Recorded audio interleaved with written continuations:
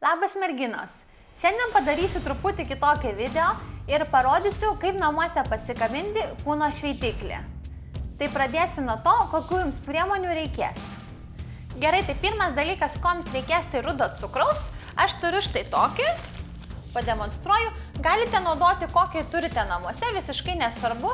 Netgi, manau, pilnai tiktų ir baltas cukrus. Jo reikės 1/3 puodelio. Aš iškart pademonstruoju, turiu štai tokius matuoklius. Štai, yra tokie kaip ir puodeliai ir tokie šaukšteliai. Plasmasiniai paprasti, bet tiesiog rašo, pavyzdžiui, 1/3 puodelio, pusę puodelio ir panašiai. Bet galite tiesiog su paprasčiausiu naminiu puodeliu ir šaukštais išsimatuoti, kiekgi jums reikės visko. Tai va, toliau mums reikės vieno didelio šaukšto kokosų aliejaus. Aš naudoju štai tokį, pademonstruoju, kaip atrodo. Dar jums reikės saldžiųjų migdolų aliejaus. Mano buteliukas yra štai toks. Manau, kad jį galite nusipirkti sveikuolių parduotuvėse, netgi galbūt kai kuriuose supermarketuose yra kaip Maksimoje ir Rimi, man atrodo. Dar jums reikės vieno arbatinio šaukštelio vynuogių aliejaus. Štai toksai. Galite naudoti kokį rasite. Jo reikės vieno arbatinio šaukštelio. Na ir paskutinis dalykas, ko jums reikės, tai yra vadinamas essential oil. Tai tiesiog suteikti kvapą. Aš naudoju štai tokį. Pademonstruoju, yra štai toks mažas buteliukas, bet joms labai nedaug reikės. Aš naudosiu 10 lašų.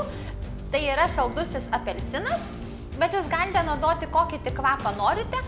Ir lašų taip pat. Aš, pavyzdžiui, naudoju 10 lašiukų, būtent šiam šveitikliui, bet vien dėl to, kad man patinka šiek tiek stipresnis kvapas. Jeigu norite šiek tiek silpnesnio, tai tuomet galite naudoti mažiau. Tai einam žiūrėti, kaipgi šį kūno šveitiklį pasigaminti.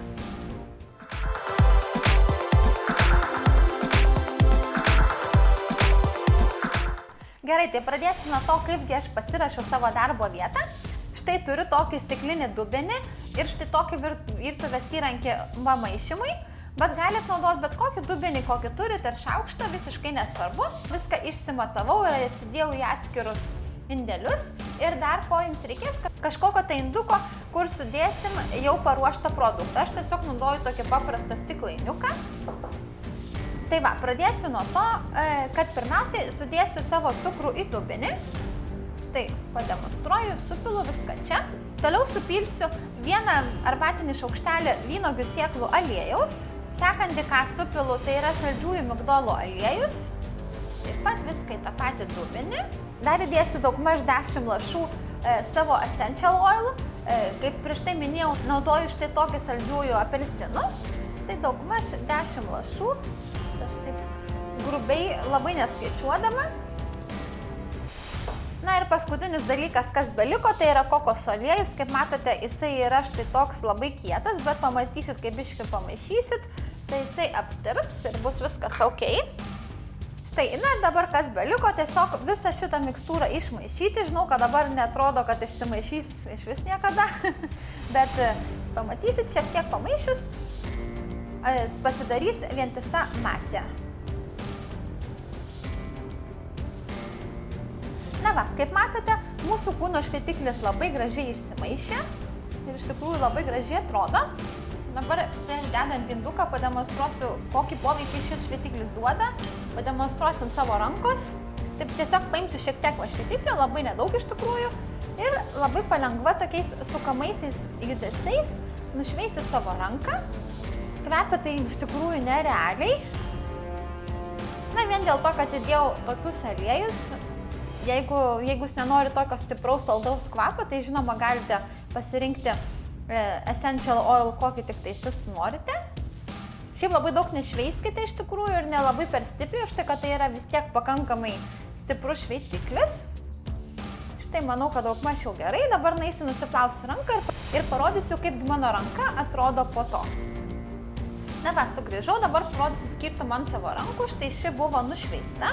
Kaip matote, truputį raudona, bet žinoma, čia normalu, už tai, kad naudojame šveitiklį. Šiaip ranka jaučiasi labai iš tikrųjų švelni, labai sudrėkinta. Tai nekantrauju šitą kūno šveitiklį pabandyti visam kūnui. Na ir dabar kągi aš padarysiu, paskutinis žingsnis, kas beliko, tai sudėsiu į savo induką. Štai kaip rodžiau, prieš tai naudoju tokį kaip ir stiklainį. taip pademonstruosiu, po truputį sudėsiu. Ir manau, kad tokį kūno skrabą galite laisvai laikyti kokį turbūt mėnesį laiko vonioje, nemanau, kad jisai sudės. Viskas, mano kūno šveitiklis jau indukyje. Tai dabar tiesiog ką padarysiu, aš jį užsuksiu ir pasidėsiu savo vonioje. Na va, ir mūsų kūno šveitiklis jau baigtas daryti. Labai tikiuosi, kad jums buvo įdomu žiūrėti. Na ir jeigu išmėginsite namuose šį kūno šveitiklį, būtinai parašykite komentaruose, kaipgi jums sekėsi ir ar patiko. Ir pasimatysime mano sekančiame video. Iki!